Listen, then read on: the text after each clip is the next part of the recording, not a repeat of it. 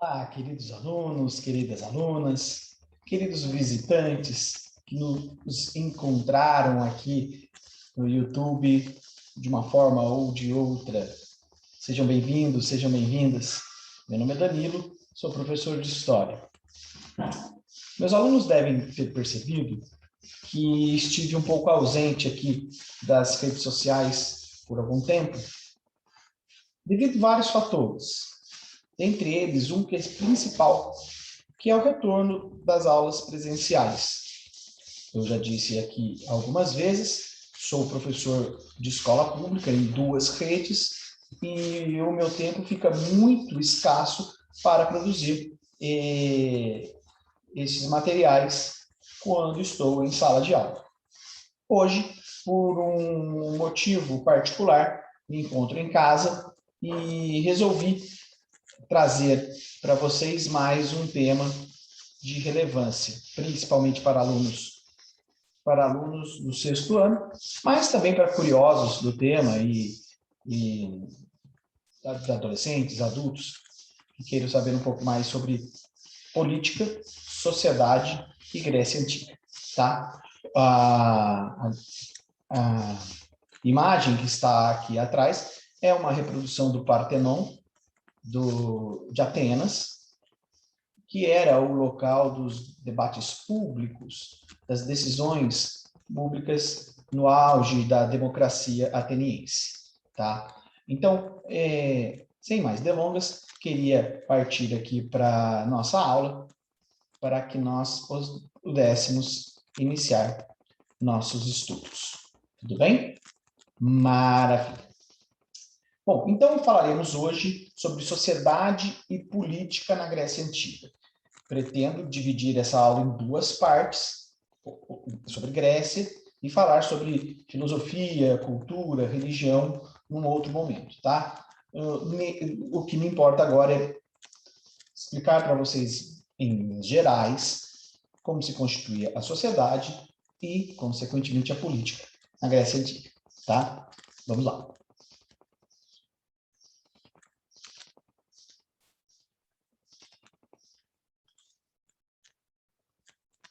Objetivo da aula de hoje: explicar a formação da Grécia Antiga, com ênfase na formação da polis e nas transformações políticas, sociais e culturais. Tá? Primeira coisa, polis. Polis é o termo grego de cidade-estado. É uma cidade independente que desenvolvia-se sem a interferência direta de um reino, de um império, ou de uma outra cidade mais importante ou mais forte, mais poderosa. Tá? Nós vamos ver no decorrer das nossas aulas que durante muito tempo essas polis ou polies eram extremamente autônomas umas das outras.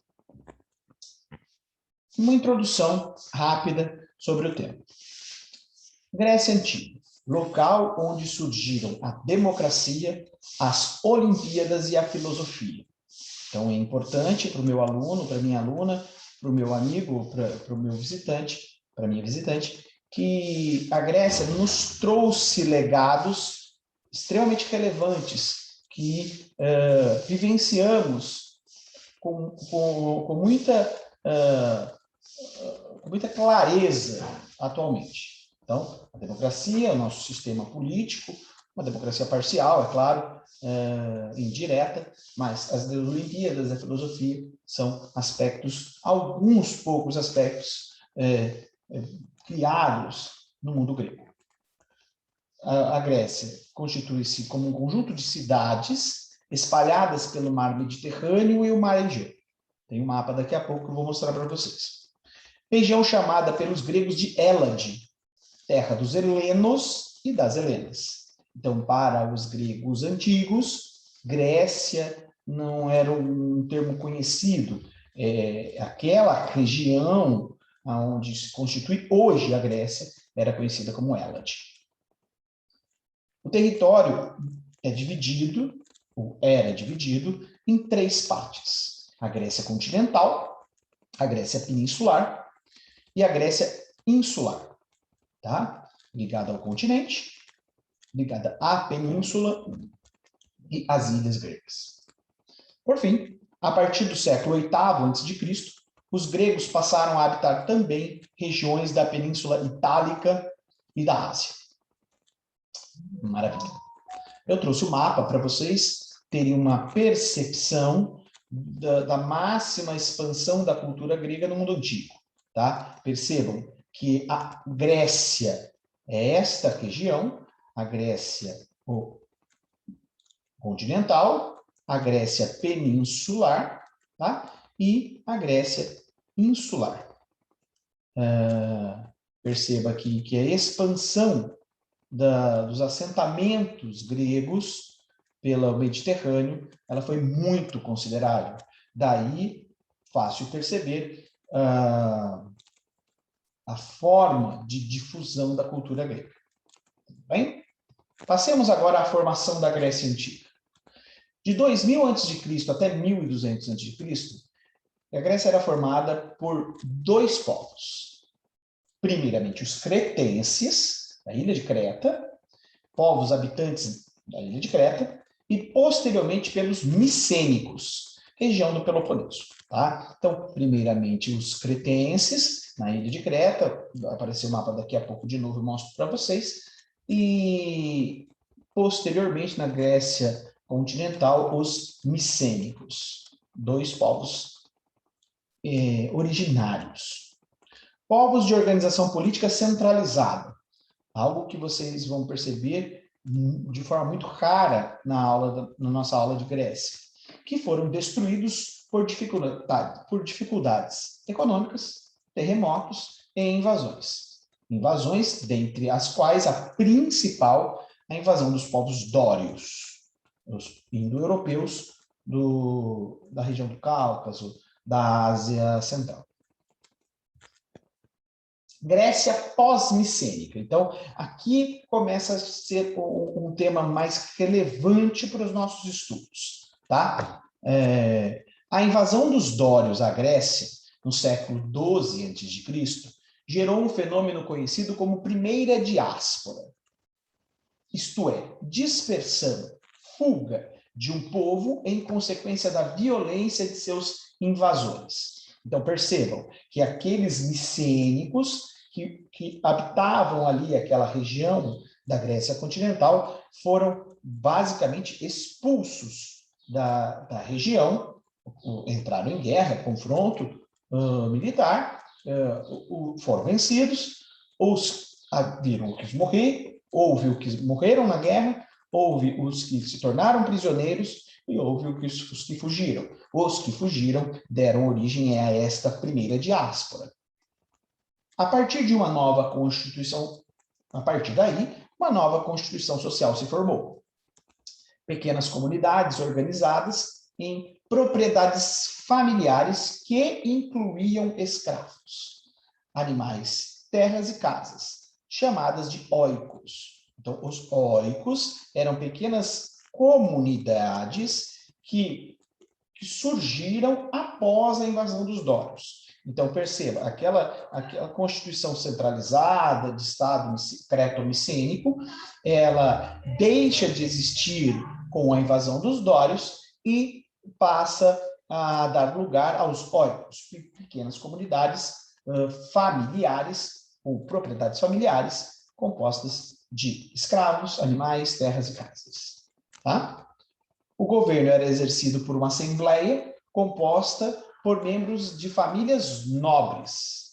Então, as famílias mais tradicionais, elas cuidavam ali da administração deste oikos. Perceba, pequenas comunidades a partir da primeira diáspora, que cuidavam das leis, da administração da justiça e da defesa do território. Então, estas famílias nobres, elas articulavam a questão da administração geral do oikos. Do século IX até o século VIII, houve um crescimento da população grega. Insuficiência de terras agrícolas, então, se há um crescimento populacional, né, neste período, a produção de alimentos não acompanha esse aumento populacional. Pois a concentração de terras cultiváveis nas mãos das pessoas mais poderosas. Então, as pessoas mais poderosas, elas concentravam as terras produtoras de alimentos, a população crescia e houve aí uma crise de abastecimento. Não conseguia-se gerar alimentos para toda a população grega, que começava a se expandir a partir desse momento de estabilização. Veja, os dórios invadem a Grécia, ou a Hélade, e depois que invadem, há ali um momento de estabilização. Nesse momento de estabilização, aumenta a população, mas não aumenta a produção de alimentos. Correto? Camponeses se tornam endividados, porque vão começar a emprestar dessas pessoas mais poderosas, e vai haver um aumento da escravidão por dívidas. Veja, a escravidão é uma instituição muito presente na sociedade grega e, posteriormente, quando a gente estudar a romana.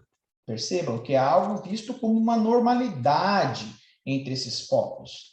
Mas, à medida que a escravidão aumentava, aumentava também a insatisfação do povo escravo.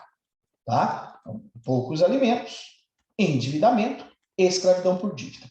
Tá? Continuando. Crise que levou à segunda diáspora. A primeira diáspora, fuga da Grécia pela invasão dos dórios, a segunda diáspora, a crise de abastecimento e o aumento da escravidão por dívidas. Vários grupos da população grega, fugindo destas dificuldades, ocuparam terras ao longo do Mar Mediterrâneo e do Mar Negro. Com isso, os gregos fundaram colônias no sul da Europa, no norte da África, na Ásia Menor e na costa do Mar Mediterrâneo. Tem a ver com aquele mapa que eu mostrei para vocês agora há pouco. Então, a população grega expande-se pelo mundo conhecido. Esta expansão colonial grega estimulou o comércio marítimo e a utilização de moedas. Então, veja uma consequência muito importante da segunda diáspora. Expansão da colonização grega, comércio marítimo, utilização de moedas. Então, há ali a prática econômica monetária de moedas, dinheiro. O mesmo crescimento populacional estimulou o aparecimento de várias cidades na Grécia, isoladas umas das outras, as polis. Tá? Então, essa expansão territorial, dentro dos oikos, que a gente falou agora há pouco, no último slide, gera a formação das cidades-estados. Estas cidades-estados, chamadas de polis no singular, transformaram-se em estados independentes, com leis e governos próprios. Tudo bem? Então, segunda diáspora, extremamente importante para a formação das polis e para a difusão da cultura grega. E da sociedade grega, por consequência. Nas polis, os cidadãos, os politikos, importante, daqui vem o termo políticos, em grego, interferem nos assuntos do governo. Então, os cidadãos, politikos, em grego, interferem nas decisões do governo da cidade. A discussão e participação dos cidadãos nos rumos da polis deram origem à palavra política. Simples assim. Esses cidadãos que queriam melhores condições de vida para eles e para as comunidades e para a sociedade ao entorno, vão discutir soluções e desta discussão dos políticos surgem os políticos. Tá? A partir daí, pessoal, achei importante trazer duas cidades referências. Importante, não são as únicas. Houve outras, muito importantes também. Mas existem basicamente duas referências, modelos de cidades. Ora, a maioria das cidades gregas vão se comparar, assemelharem-se com uma cidade, ora com outra. Tá? A Grécia, a Hélade, no auge do seu esplendor político, teve mais de 100 cidades. Então, nós vamos pegar duas cidades modelares. A primeira, Esparta. Esparta foi uma polis, uma cidade-estado altamente militarizada, que tratava o seu exército como um aspecto fundamental do seu desenvolvimento. Entre os séculos VII e VI, a.C., Esparta exerceu hegemonia, domínio, sobre as demais cidades-estado gregas e tornou-se modelo para elas. Tudo bem? Então, estes séculos, VII e VI, Esparta é o principal modelo grego, helênico. Origem da cidade de Esparta.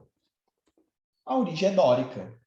Fácil de entender agora, faz sentido para você. Aqueles povos que invadiram a Hélade no período cretomicênico, os povos altamente violentos, guerreiros, que eu não tinha comentado, né, na hora, mas posso comentar agora, que já tinham desenvolvido armas de ferro com potencial de dano muito grande, certo? Estes povos vão dar origem aos espartanos, tá? Localizada na península do Peloponeso, apropriando-se das melhores terras. Da península do Peloponeso, onde fica a cidade de Esparta, é um dos poucos lugares muito férteis da Grécia. Ali, os dórios escolhem o lugar de pouso, o lugar de desenvolvimento, e ali criam a cidade de Esparta. A elite espartana, descendentes dos dórios, ficaram conhecidos como esparcíatas.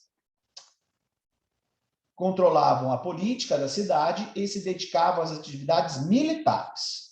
Durante a maior parte da vida, era a elite militar. Então, os principais elementos sociais da sociedade espartana eram os esparcíatas, os descendentes dos espartanos, uma elite, ou seja, uma minoria muito poderosa, ligada às áreas militares. Continuando em Esparta, a educação espartana era extremamente rígida. Os cidadãos eram submetidos às mais duras provas desde a infância. Aos 7 anos, por exemplo, os meninos espartanos passavam a viver em quartéis. Deviam aprender a suportar a dor, a fome e o frio. Então, perceba que o menino, que vai se transformar em um guerreiro e político, ele é preparado para esta vida de austeridade, de obediência, de disciplina, desde os 7 anos de idade. Tudo bem? Isso é um traço muito importante da sociedade espartana. Após o período de treinos, quando completassem 17 anos, os jovens que não fossem considerados aptos para a guerra eram rebaixados para a condição social inferior. Então, havia ali testes muito duros nesta fase dos 17, dos 18 anos para os jovens espartanos, e quem não passasse nesses testes não era considerado um esparcíata, não era considerado um cidadão de primeira classe. Existem aí alguns testes muito interessantes, que não é o caso agora de falarmos, porque vai tomar muito nosso tempo, mas cabe aí você fazer uma pesquisa, se você quiser entender um pouco mais desses testes, que condicionavam ao espartano sua posição de destaque na sociedade, na época. Bom, para manter os privilégios dos esparcíatas, era necessário que alguém se dedicasse às atividades laborais, as atividades braçais da cidade. e ficava com os ilotas esta atribuição. Base da sociedade espartana, antigos habitantes da região que foram dominados pelos dórios e despojados de terras e direitos políticos. Esses eram os ilotas. Não eram escravos, porém também não eram livres. Tinham que cultivar a terra dos esparcíatas e entregar a eles parte do que produziam para seu sustento. Tá? Então, os ilotas eram uma espécie de funcionários do Estado espartano, mas que tinham pouquíssimos direitos e que ficavam com as partes mais duras do trabalho na cidade de Esparta. Eram a maioria da sociedade espartana, mas é uma maioria extremamente explorada. Entre estas classes ou camadas dos esparcíatas e dos ilotas, havia os piriecos. Os piriecos eram os estrangeiros que tinham uma melhor condição que os ilotas. Dedicavam-se à agricultura, ao artesanato e ao comércio, porém também não tinham direitos políticos. Tudo bem? Uma sociedade extremamente simples de entendimento à sociedade espartana. Oligarquia espartana. Em Esparta, apenas os esparcíatas tinham direitos políticos e somente os membros das famílias mais importantes podiam ser eleitos para funções de comando. Por isso, o regime político de Esparta é chamado de oligárquico. Guardem essa palavra é muito importante para o desenvolvimento da história ocidental. Então, nós vamos ter um período oligárquico muito marcante aqui na história do Brasil. Então, o que significa oligárquico, Danilo? Oligárquico vem de óligos, poucos, arque, governo. Governo de poucos. Os espartanos possuíam uma diarquia, ou seja, o governo de 2 reis que comandavam o exército e cuidavam das tarefas sacerdotais. As leis eram formuladas pela gerúsia, um conselho formado pelos 2 reis e por 28 cidadãos esparcíatas com mais de 60 anos. Então, perceba que a sociedade espartana é uma sociedade extremamente ligada à ideia da tradição, à ideia dos costumes, porque é apenas os antigos que tomam as decisões mais importantes na sociedade espartana. Havia também os éforos, comitê de 5 cidadãos eleitos todo ano para supervisionar as atividades políticas e julgar crimes importantes. Então, estes éforos também eram apenas os esparcíatas, essa classe aí de espartanos que eram selecionados durante o seu período de educação, que podiam se tornar os éforos, que iam ser uma espécie de juízes e supervisores da política da sociedade espartana. Por fim, havia a Ápela, a Assembleia. Cidadãos esparcíatas maiores de 20 anos que se reuniam periodicamente para votar as leis propostas pela gerúsia. Então, a gerúsia, aquele conselho pequeno de poucos espartanos muito velhos, muito idosos, muito experientes, propunham leis, propunham ideias, e estas ideias eram aprovadas ou não pela Ápela. Também por um grupo muito pequeno dentro do universo social da sociedade espartana. Tudo bem?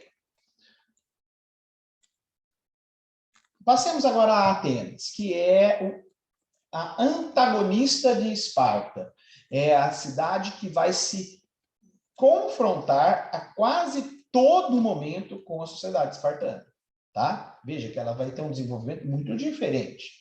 Vai ser um modelo também para muitas cidades, muitas pólias helênicas. Até o século IV a.C., Atenas foi governada por uma aristocracia, por um governo de famílias tradicionais, de grandes proprietários rurais, que elegiam entre si magistrados encarregados de comandar o exército e cumprir as leis. Tá? Então, até o século IV, tá? Até mais ou menos o ano 400 a.C., Atenas era uma cidade governada por aristocratas, famílias tradicionais de propriedades rurais. Estes aristocratas possuíam também muitos escravos, em sua maioria prisioneiros de guerra e seus descendentes. Tá? Então, a maioria dos escravos dos aristocratas atenienses eram prisioneiros de guerra ou descendentes desses mesmos prisioneiros de guerra. Em Atenas, trabalhando nas minas, na agricultura, no artesanato e nas tarefas domésticas, os escravos possibilitavam que os homens ricos e livres se dedicassem à política e ao ócio. Então, como Esparta era uma sociedade que tinha Atenas era uma sociedade que tinha muitos escravos, esses escravos davam conta dos trabalhos domésticos, artesanais, braçais em geral, e livravam os homens ricos e livres para a política e para o ócio.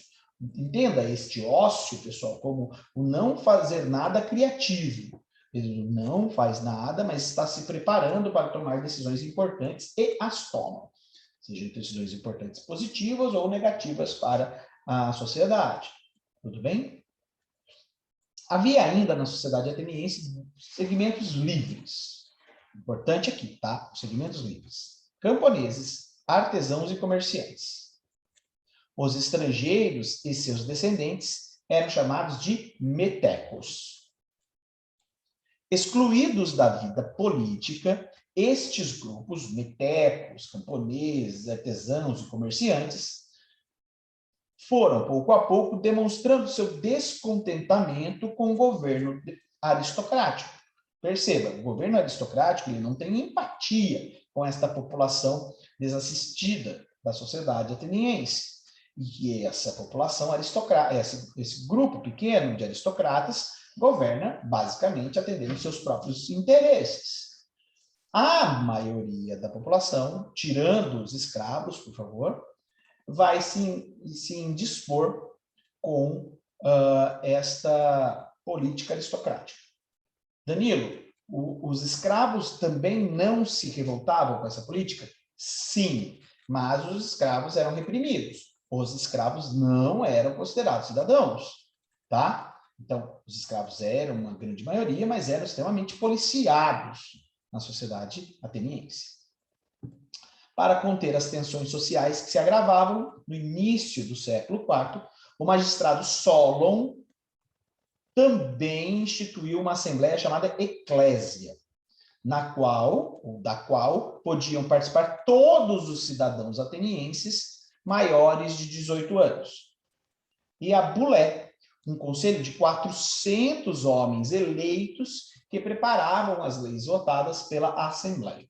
Então, importante, ou a parte até mais importante da nossa aula, a pressão social dos grupos desassistidos ou dos grupos que não participavam da política ateniense fez com que os aristocratas, fez com que esse grupo que dominava a política ateniense abrisse condições de participação desses grupos, tá? Então, muito importante, não existe nenhuma forma de presente, nenhuma forma de benevolência aristocrática à população mais desassistida.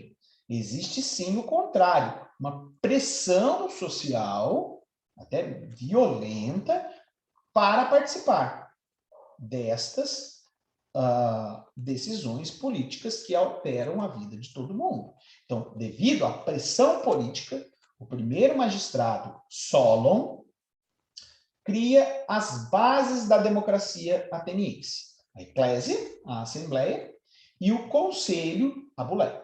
Tá? O conselho propõe leis, também é votado, eles também são eleitos, e quem vota essas leis são a eclésia. Tá? Sistema democrático em Atenas. Como funcionava esse sistema? Apesar das reformas de Solon, o poder ainda estava muito concentrado nas mãos dos magistrados.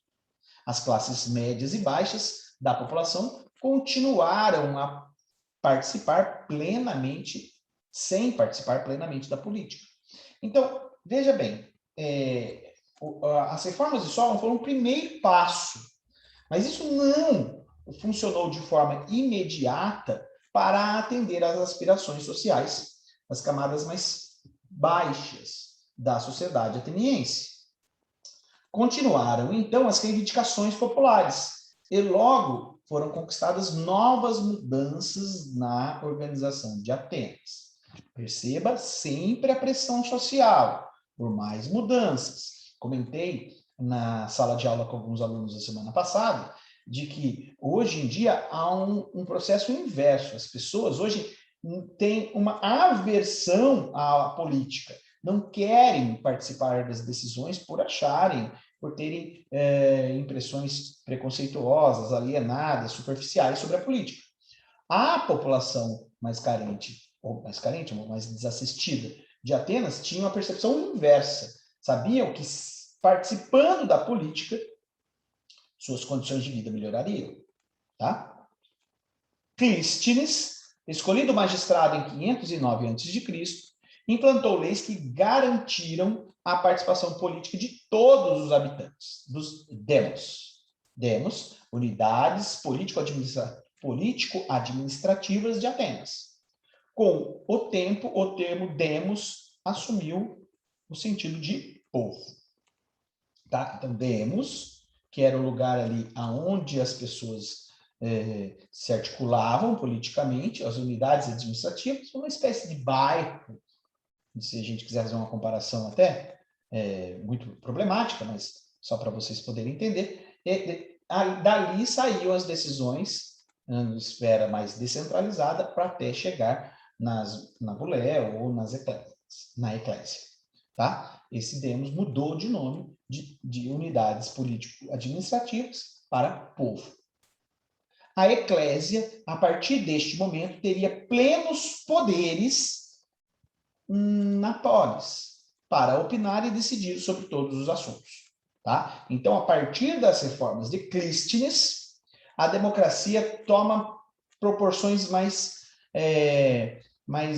relevantes e muito, muito importante, tá, pessoal? Antes de continuarmos. A democracia ateniense era uma democracia direta, em que os atenienses, e guarde esse os, porque é os mesmos, os homens, decidiam diretamente sobre as decisões da polis ateniense. Diferentemente do que temos hoje, que é uma democracia indireta. De 2 em 2 anos, os cidadãos, as cidadãs vão ao colégio eleitoral, escolhem seus representantes e voltam para casa, certo? Voltam para casa muitas vezes esperando apenas a próxima eleição, sem nem mesmo lembrar quais foram seus escolhidos. Porém, a democracia ateniense não se aplicava a todas as pessoas, isso é importante dizer. Estavam excluídas deste processo mulheres, estrangeiros e escravos. Importante também salientar, não era o modelo perfeito. Veja que muitas pessoas, até a maioria das pessoas, não participavam. Mas era um modelo inovador. Nunca houve antes um modelo que aproximava tanto as pessoas das decisões relevantes de poder. Tá? Então, o sistema democrático ateniense foi um avanço considerável da política na antiguidade. Maravilha. Como que era a vida das mulheres na Grécia, sendo que as mulheres não participavam da política, propriamente dita? As mulheres não possuíam direitos políticos, como já disse. Desempenhavam papéis importantes em várias áreas. Eram mães, donas de casa, poetisas, trabalhadoras e comerciantes. Em suas casas, As mulheres da elite, então as mulheres ricas, viviam separadas dos homens, em cômodos chamados gineceus. Nesses cômodos, as meninas brincavam com objetos associados às tarefas que teriam quando adultas. Então, perceba que a mulher rica, a mulher da elite grega, não tinha uma vida com liberdade. Ela tinha sua vida extremamente restrita ali ao seu universo doméstico, tá? Para reproduzir aquele estilo de vida para outras gerações.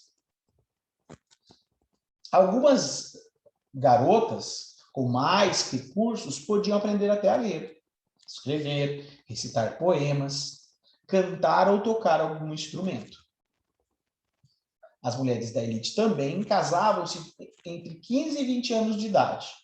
Os casamentos eram sempre arranjados pelos pais, para manter os privilégios da camada social que pertenciam, camada aristocrática. Principal objetivo do casamento, gerar herdeiros. A ausência de filhos, esta ausência, poderia justificar um divórcio, vindo sempre da parte do homem. O homem não consegue filhos com aquela mulher, ele tinha o direito de exigir a separação para buscar uma outra mulher que seria rica também para dar sequência ali no seu legado familiar. Já as mulheres das camadas mais pobres não viviam confinadas, tinham um pouco mais de liberdade e desempenhavam outras tarefas, além das domésticas. Então, muito importante, tá? Houve uma pergunta na sala de aula com relação a isso. Mas por que as mulheres mais pobres, as mulheres que não eram da elite, tinham essa liberdade? Porque elas tinham que buscar condições econômicas de sobrevivência. Elas tinham que buscar mantimentos, tinham que ajudar no orçamento familiar dentro daquela sociedade ateniense. Tudo bem? Então, era por necessidade econômica. Muitas mulheres vendiam na ágora, praça pública, onde quase sempre se reunia a eclésia, ou nos arredores. Ervas, fitas e perfumes. Vendiam esses produtos. Trabalhavam como babás, na colheita da uva, ou costuravam com lã. Algumas possuíam pequenos comércios de gêneros alimentícios ou dirigiam tabernas, bares da época. Tudo bem? Passemos agora à questão da Grécia clássica, do período clássico, que é o período das guerras. Divide-se a história do período clássico entre guerras externas e guerras internas, tá? E nós vamos, de uma forma muito resumida, tá, pessoal? Por favor, até quem conhece do assunto, que entenda que eu estou gravando esse vídeo, para, basicamente, alunos de 11 a, sei lá, 16, 17 anos. Então, eu estou tendo um poder de síntese que vai deixar muita coisa importante de fora. Em 400, a conquista macedônica. Em 490, a Pérsia, maior império da época, dominou as polis gregas de Mileto, Éfeso e desembarcaram em Maratona.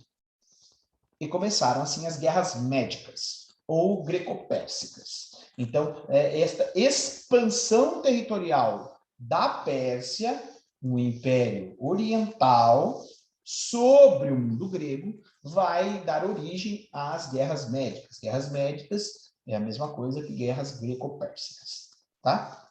As cidades gregas uniram-se a Atenas, então várias cidades, para evitar o domínio persa, uniram-se a Atenas e formaram a Liga de Delos para lutar contra os persas. Tudo bem? Uma união de cidades para lutar contra o invasor.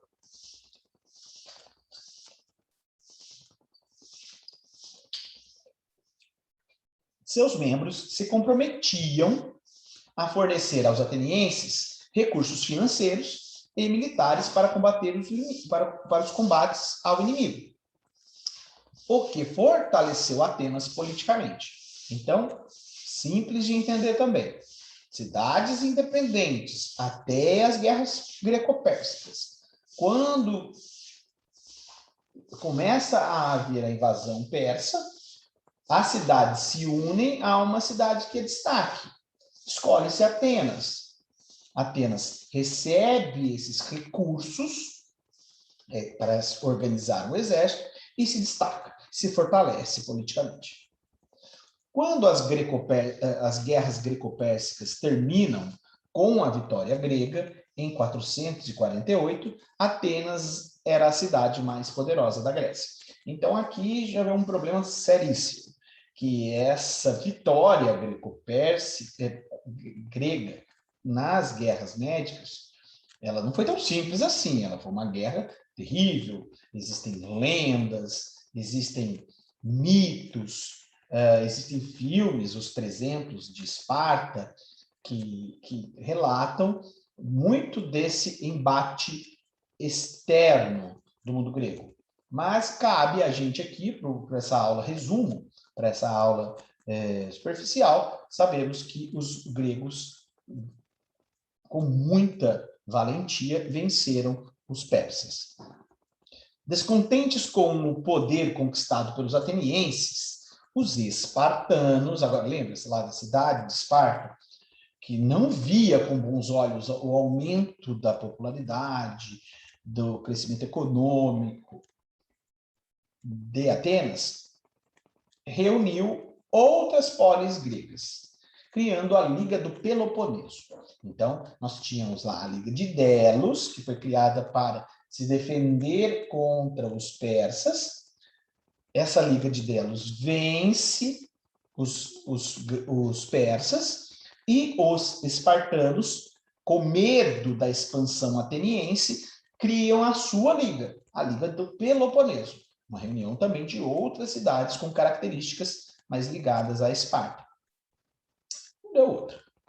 Em 431, esses dois blocos entraram em conflito, numa disputa que envolveu praticamente todas as cidades gregas e ficou conhecida como a Guerra do Peloponeso, que são as guerras internas, ou o que muitos historiadores dizem, as guerras fratricidas, que são as guerras fratricidas, vem de guerras entre irmãos, ou seja, os gregos. Então, os gregos numa guerra civil entre eles.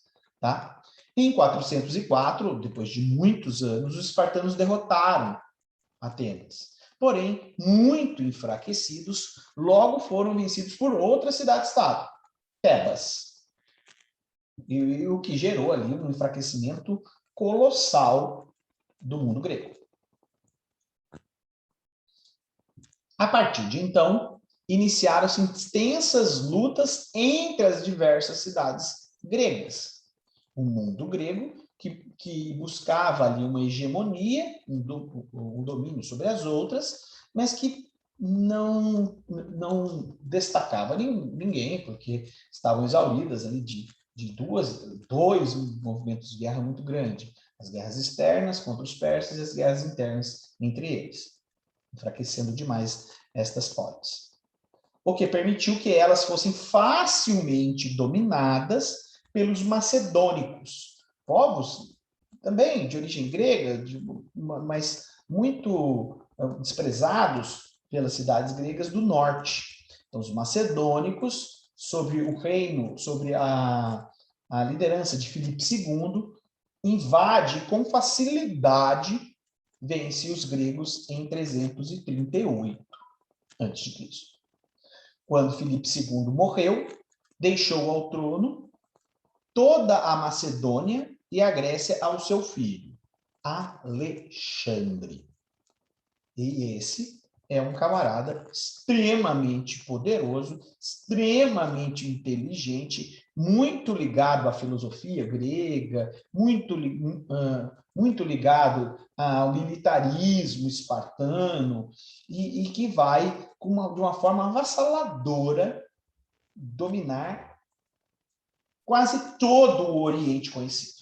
Tá? Eu trouxe aqui o mapa para mostrar para vocês a máxima extensão do Império de Alexandre, que, devido a esta a esta potência que imprimiu sobre suas conquistas, ficou conhecido como Alexandre o Grande. Tá? Então, perceba aqui, aqui onde a Macedônia, essa região, aqui a Grécia, tá? Aqui o Egito, que alguns dos meus alunos estudaram comigo no começo do ano, aqui a Mesopotâmia, também estudamos no começo do ano com alguns alunos, e aqui a Pérsia, que é aquele império que nós não tivemos condição de estudar, pelo menos por enquanto, mas que foi dominado totalmente pelas forças de Alexandre. Tudo bem? Então, perceba o tamanho de todo o Império Macedônico.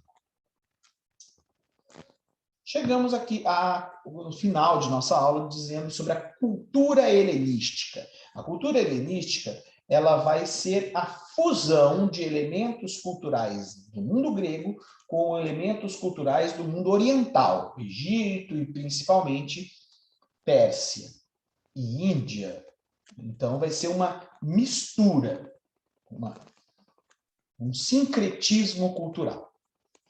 Alexandre preservou o império fundado por seu pai e ampliou seus domínios, conquistando o Oriente. Após 11 anos de batalha, dominou a Síria, a Palestina, o Egito, a Mesopotâmia, a Pérsia e a Índia. 11 anos de batalha apenas. A vastidão de seu império o levou a se tornar conhecido como Alexandre o Grande, onde passou, submeteu os povos e fundou novas cidades. Mais de 30 dessas cidades foram batizadas como Alexandria, em homenagem a Alexandre.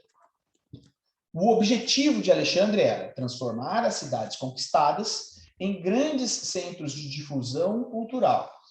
E uma coisa que é interessante, Alexandre, ele, além de guerreiro, um general extremamente respeitado e inteligente, ele era um estudioso, ele era um filósofo, tá? Então ele queria, dentro deste mundo que ele ia conquistando, centros de difusão cultural. Disseminação do idioma grego, construção de templos, ágoras e ginásios. Síntese da cultura grega com a dos povos do Oriente. Síntese, um resumo, uma junção de culturas. Conquistadas por Alexandre, deu origem à cultura helenística. O centro desta cultura era a cidade de Alexandria, no Egito. Tudo bem? Bom, maravilha. Foi uma aula longa, até para os nossos costumes aqui, mas é porque eu estava com saudade e estava inspirado. Queridos alunos, queridas alunas, foi um prazer revê-los, revê-las, colegas, amigos, visitantes, espero que tenham gostado e em breve quero ver se eu consigo colocar a questão da filosofia, um pouco da filosofia, da cultura e da religião na Grécia Antiga. Muito obrigado a todos, muito obrigado a todas. Até a próxima. Tchau, tchau.